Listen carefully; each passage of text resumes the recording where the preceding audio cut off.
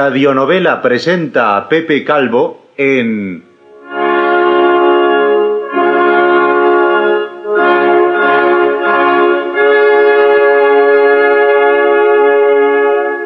Los Miserables.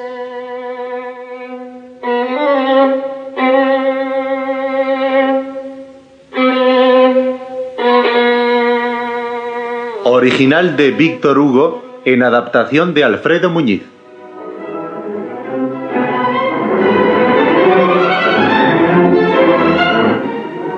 Con Vicente Bañó como narrador.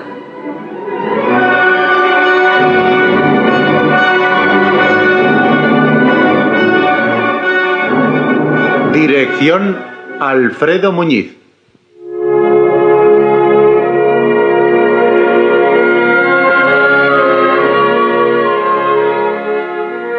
Capítulo primero.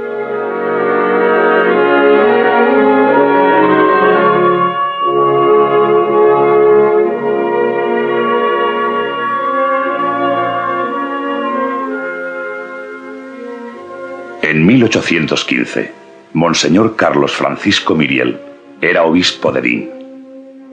Anciano de cerca de 75 años, ocupaba la sede desde 1806.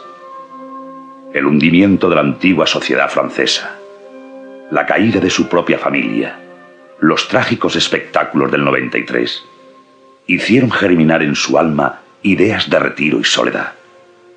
Fue por ventura súbitamente herido por uno de esos golpes misteriosos y terribles que de pronto conmueven a los hombres a quien las catástrofes públicas derriban de su indiferencia. Nadie hubiera podido decirlo. Solo se sabía que a su vuelta de Italia era sacerdote. Había llegado a Digne acompañado de su hermana Batistina, una solterona 10 años más joven que él.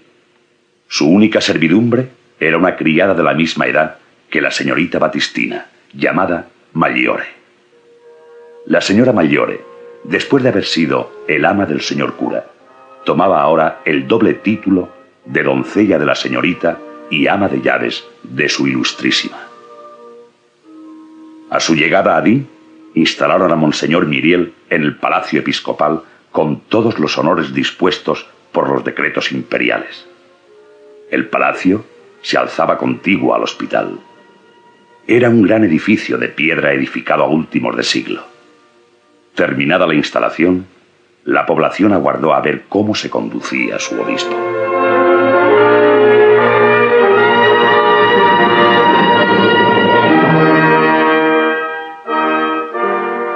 A los 3 días de su llegada, el nuevo obispo visitó el hospital. Acabada la visita, pidió al director que tuviera a bien irle a ver a su palacio. Señor director, ¿cuántos enfermos tenéis en el hospital? 26, monseñor. Sí, son los que había contado. Las camas están muy juntas, quizá demasiado. Sí, lo había notado. Las salas, más que salas, son celdas, y el aire en ellas se renueva difícilmente, permanece estancado y enrarecido. Me había parecido lo mismo. Además, cuando un rayo de sol penetra en el edificio, el jardín es muy pequeño para los convalecientes. Sí, también lo he observado. En tiempo de epidemia, este año hemos sufrido tifus y hace 2 la fiebre miliar, se juntan tantos enfermos que no sabemos qué hacer. Eran más de 200. Ya se me había ocurrido eso. ¿Qué queréis, monseñor? Es preciso resignarse. ¿Cuántas camas creéis que podrán caber en esta sala? ¿Aquí? ¿En el comedor de su ilustrísima? Pues... cabrá... Yo calculo que bien podrán entrar 20 camas. Señor director, aquí está claro que hay un error. En el hospital sois 26 personas repartidas en 5 o 6 pequeños cuartos. Nosotros somos 3 y tenemos sitio para 60. Hay un error, os lo aseguro. Vos tenéis mi casa y yo la vuestra. Devolvedme la mía, pues aquí estoy, en vuestra casa. Al día siguiente, los 26 enfermos estaban instalados en el palacio del obispo y este en el hospital.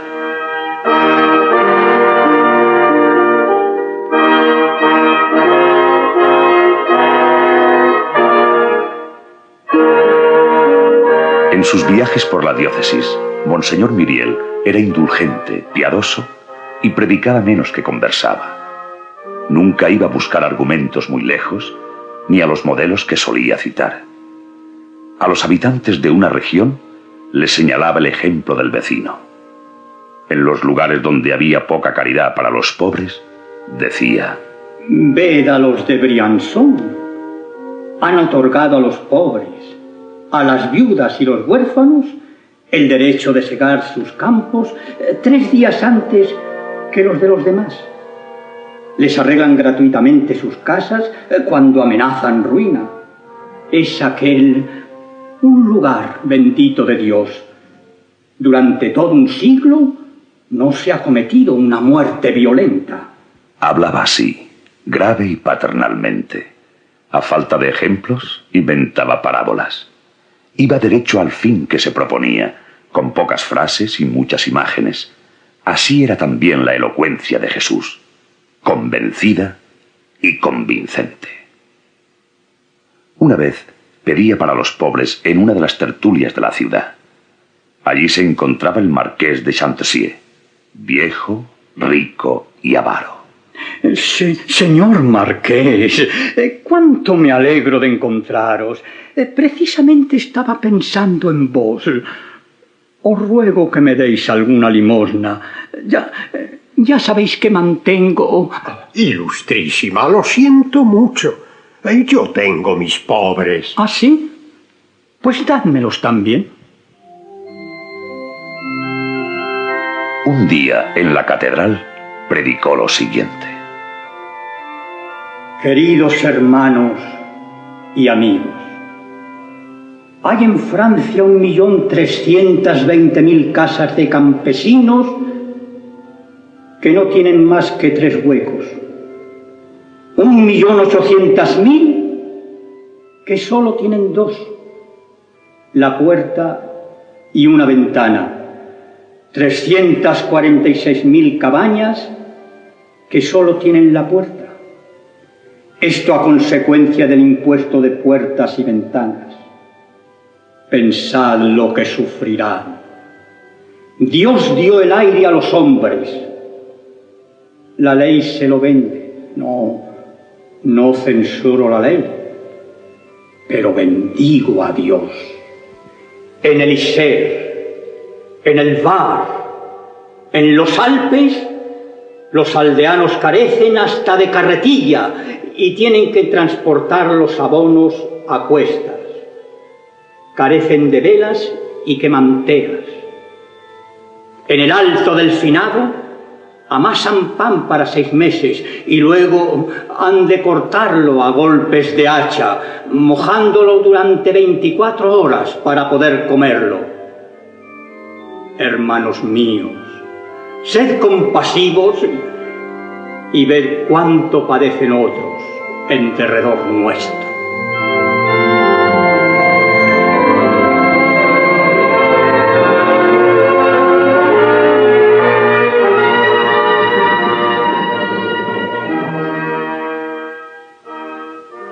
La vida privada de Monseñor Myriel contenía los mismos pensamientos que su vida pública. Para quien hubiese podido verla de cerca, habría sido un espectáculo grave y sublime aquella pobreza voluntaria en que vivía el obispo de Digne. Como todos los ancianos y la mayor parte de los pensadores, dormía poco. Este sueño, aunque corto, era profundo. Por la mañana oraba durante 1 hora. Después decía su misa. Luego desayunaba y comenzaba el trabajo diario. ¿Te convendría descansar algo más? No, imposible, querida hermana. Mira mi cuestionario para hoy. Tengo que recibir al secretario del obispado y luego a los vicarios. He de inspeccionar alguna congregación, conceder privilegios, examinar la librería eclesiástica, libros que autorizar, poner de acuerdo a unos curas con unos alcaldes, despachar correspondencia. Por una parte, la del Estado y por otra, la de la Santa Sede. En fin, imposible seguir tu consejo. Pero al menos dejarás de trabajar el jardín. ¿A qué jardín te refieres? Al de la casa. Sembraré y regaré un poquito. La tierra y el espíritu hay que jardinearla por igual. ¿Tenemos hoy a cenar algún convidado? ¿Por qué lo preguntas?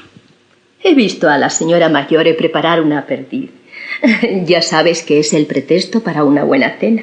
Creo que vendrá el párroco de Bogny. Bien podrías hablarle de la leña. Aquí se está poniendo carísima. Estas habitaciones tan grandes son difíciles de caldear. Si comprásemos la leña más barata, nos ahorraríamos bastante. Sí, por eso tengo pensado hacer en el establo de las vacas una separación cerrada con tablas.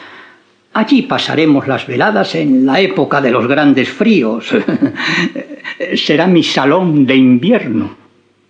Pues la verdad es que no sé con qué vamos a amueblar esa estancia. Cuando recibes a más de 10 personas juntas, hay que traer los reclinatorios de paja del oratorio. Bueno, eso solo sucede cuando coinciden los mandos de la guarnición con los discípulos del seminario. Únicamente podemos reunir 11 asientos para las visitas. Cuando son 12, ya te he visto disimular la situación.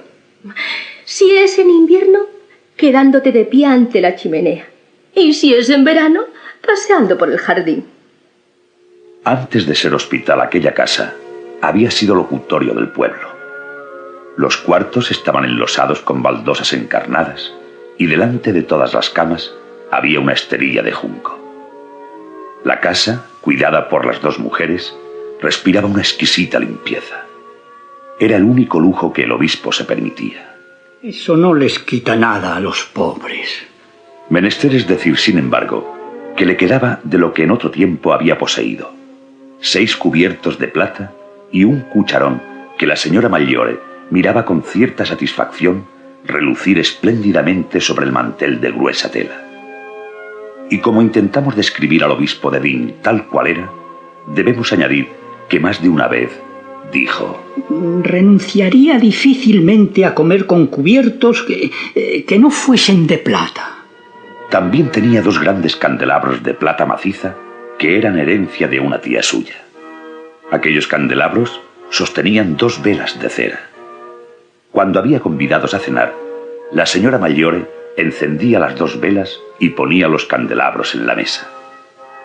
A la cabecera de la cama, en el mismo cuarto del obispo, había un cajón en el que la señora Maggiore guardaba todas las noches los 6 cubiertos de plata y el cucharón. Hay que añadir que nunca quitaba la llave.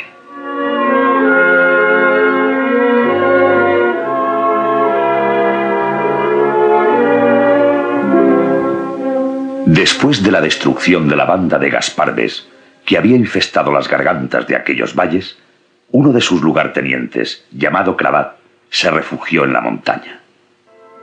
Ocultóse algún tiempo con el resto de la banda de Gaspar Bés. Después pasó al Piamonte y luego volvió a reaparecer en Francia. Descendiendo hacia las cabañas y aldeas por los barrancos de Loubaye y de Loubayet, llegó hasta Embrun. Penetró una noche en la catedral y robó en la sacristía. Sus audacias desolaban el país. Salió en su persecución la gendarmería, pero en vano. Se escapaba siempre y algunas veces hacía frente a las fuerzas armadas. Era muy audaz. En medio del temor que suscitaba, llegó el obispo que iba a hacer su visita al Châtelet. Salió a recibirle el alcalde. Le suplico, monseñor, que se vuelva a Digne. Cravat domina toda la montaña. Hay peligro de andar por allí incluso con escolta. Los 3 o 4 gendarmes que yo pueda darle, amén de insuficientes, pueden perder la vida. Siendo así, iré sin escolta. No es posible, monseñor. Sí, y no quiero que venga conmigo ningún gendarme. Pienso marcharme dentro de 1 hora. ¿Solo? Solo. Monseñor, no haréis lo que decís. Oh, tengo en la montaña una pequeña feligresía, tan grande casi como la palma de la mano, la cual he visitado hace 3 años. Son grandes amigos míos aquellos buenos pastores. De cada 30 cabras que guardan, una es suya. Hacen cordones de lana muy bonitos y de muchos colores. También tocan los aires de sus montañas con unas pequeñas flautas. Necesitan que de cuando en cuando se les hable del buen Dios. ¿Qué pensarían de un obispo que tuviese miedo? ¿Qué dirían de mí si no fuese a verles? Pero, monseñor, ¿y los ladrones? ¡Calle! Ahora caigo. Tenéis razón. Puedo encontrarlos y ellos también necesitan que se les hable de Dios. Monseñor, esa gente es una banda de forajidos, un rebaño de lobos. El señor alcalde, precisamente de ese rebaño es de quien acaso Jesús me hizo pastor. ¿Quién sabe cuáles son las miras de la providencia? Os robarán, monseñor. Nada tengo. ¿Os matarán? A un pobre y anciano sacerdote que se pasa la vida mascullando sus rezos. ¿Para qué? Oh, Dios mío, si llegáis a encontrarles... Les pediré limosna para mis pobres. Monseñor, no vayáis. En nombre de Dios, no expongáis vuestra vida. Señor alcalde, ¿no es más que eso? No vivo ni estoy en el mundo para guardar mi vida, sino para guardar las almas. No hubo más remedio que acceder a su voluntad, y marchó acompañado de un niño que se ofreció a servirle de guía. Su obstinación fue comentada por todos y causó no poco susto. Atravesó la montaña en una mula. A nadie encontró. Y llegó sano y salvo al territorio de sus buenos amigos, los pastores. Pasó allí 15 días predicando. Cuando se acercó el día de su marcha, resolvió cantar pontificalmente un Te Deum. Habló de ello con el cura, pero ¿qué hacer careciendo de ornamentos episcopales? No le puedo proporcionar más que el servicio de una mala sacristía de aldea, algunas casullas viejas de Damasco muy usadas y adornadas con galones falsos. No nos apuremos, señor cura. Anunciad desde el púlpito nuestro Te Deum. Ya se arreglará. Buscáronse ornamentos en las iglesias de los alrededores. Todas las magnificencias de aquellas humildes parroquias no hubieran bastado para vestir convenientemente a un chantre de una catedral. No sabían cómo salir del paso cuando...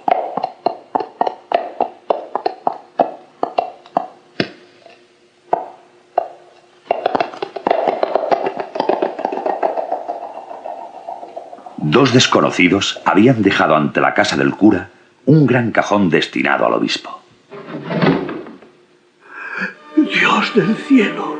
Dentro había una hermosa capa de tisú de oro, una mitra adornada con diamantes, una cruz arzobispal, un magnífico báculo y todas las vestiduras episcopales robadas un mes antes en la iglesia de Nuestra Señora de Embrú. En la caja había también un mensaje en el que estaban escritas estas palabras: Grabad a Monseñor Myriel. Cuando yo decía que esto se arreglaría. A quien se contenta con la sobrepelliz de un cura, Dios le envía una capa arzobispal. Monseñor, ¿Dios o el diablo? Dios.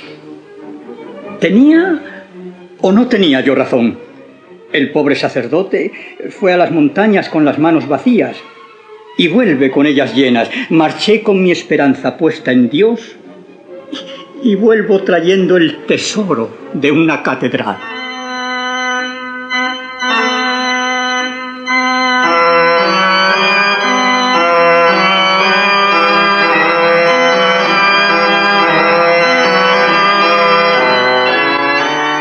Había cerca de Vin, en el campo, un hombre que vivía solitario. Aquel hombre era un antiguo convencional y se le conocía por G. Hablábase de él entre la sociedad de Vin con una especie de horror. Un convencional. ¿Se puede figurar una fiera de esta especie? Aquel hombre era casi un monstruo.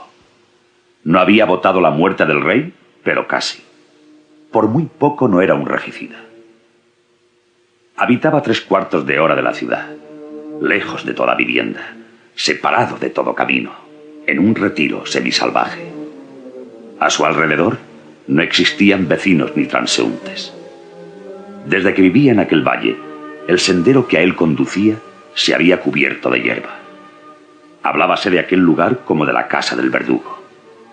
Sin embargo, el obispo pensaba de cuando en cuando, mirando hacia el grupo de árboles que señalaba el valle donde vivía el anciano convencional. Hay allí un alma que está sola. Debería hacerle una visita. Pero esta idea, a primera vista muy natural, se le presentaba después de cierta reflexión como extraña, imposible y casi repugnante. ¿No has oído los rumores que hay por el pueblo? No. ¿De qué se trata? Cuentan que el pastorcillo que sirve de criado al convencional ha venido al pueblo en busca de un médico. Dicen que se está muriendo. Una parálisis se ha apoderado de él y creen que no saldrá de esta noche. El obispo no lo pensó más. Tomó su báculo y púsose una balandrán por estar su sotana un tanto raída, y también a causa del viento, que no tardaría en levantarse. ¿Te vas? Sí. No me esperéis esta noche. Puedo tardar.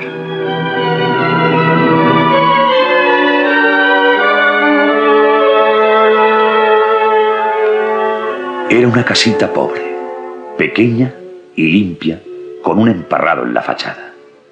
Delante de la puerta, en un viejo sillón de ruedas, había un hombre de blancos cabellos que sonreía. Cerca del anciano hallábase el pastorcillo que sostenía una vasija de leche. Gracias, muchacho. No necesito nada.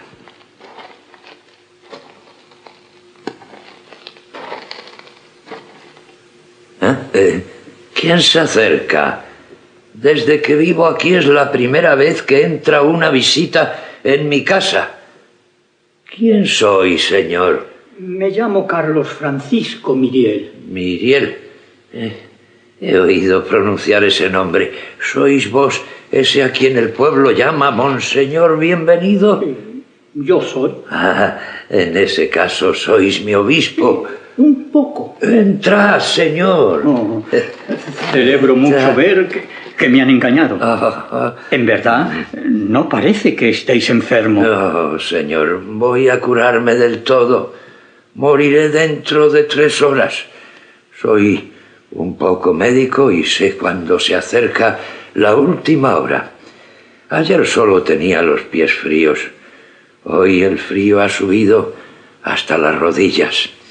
Ahora siento que sube hasta la cintura. Cuando llegue al corazón, moriré. Qué hermoso es el sol, ¿verdad? He hecho que me traigan aquí para dirigir una última mirada a las cosas. Podéis hablarme, el hablar no me fatiga. Habéis hecho bien en venir a mirar a un hombre que va a morir. Es bueno que en este momento tenga testigos. Cada cual tiene sus manías. Yo hubiera deseado tirar hasta el alba, pero apenas me quedan 3 horas. Será de noche más. ¿Qué importa? Morir es una cosa muy sencilla. No se necesita la mañana para esto. Sea. Moriré de noche. Anda, zagal, vete a acostar. Has velado toda la última noche. Debes estar cansado. Mientras duerme, moriré. Los 2 sueños pueden hacer buena vecindad. Esta hora es la hora de Dios. ¿No creéis que sería muy triste que nos hubiéramos encontrado en vano? Sé que al fin no firmasteis la muerte del rey, y por ello os felicito. No me felicitéis demasiado pronto. Señor obispo, he pasado mi vida en la meditación, en el estudio y en la contemplación. Tenía 60 años cuando mi patria me llamó y me ordenó que me mezclara en sus asuntos. Obedecí. Había abusos, los combatí. Había tiranías, las destruí. Había derechos y principios, proclamé los unos y confesé los otros. El territorio estaba invadido y lo defendí. Francia estaba amenazada. La ofrecí mi pecho. No era rico y soy pobre. He sido uno de los dueños del Estado. Las cajas del banco estaban llenas de oro hasta tal punto que fue preciso apuntalar las paredes. Entretanto, yo comía en la calle del árbol seco a razón de 22 sueldos por cubierto. He socorrido a los oprimidos, he aliviado a los que padecían, he desgarrado los manteles del altar, pero ha sido por vendar las heridas de la patria. En ocasiones he protegido a mis propios adversarios, vuestros amigos. Hay en Peteñén, en Flandes, en el sitio mismo en que los reyes merovingios tenían su palacio de verano, un convento de urbanistas, la abadía de Santa Clara de Bolie, a la cual salvé de la destrucción en 1793. He cumplido mi deber según mis fuerzas y he hecho el bien que he podido. A pesar de esto, he sido perseguido, calumniado y proscrito. Para la pobre masa ignorante, mi cara es la de un condenado y acepto sin odiar a nadie el aislamiento del odio. Tengo 86 años y voy a morir. ¿Qué es lo que venís a pedirme? El amigo os pide que estrechéis su mano. El sacerdote os da su bendición. Ambos quedaron sumidos en sus propios pensamientos. No supo Monseñor Myriel el tiempo que había transcurrido. Pero cuando levantó la cabeza, el rostro del anciano convencional había tomado un tinte augusto. Acababa de expirar.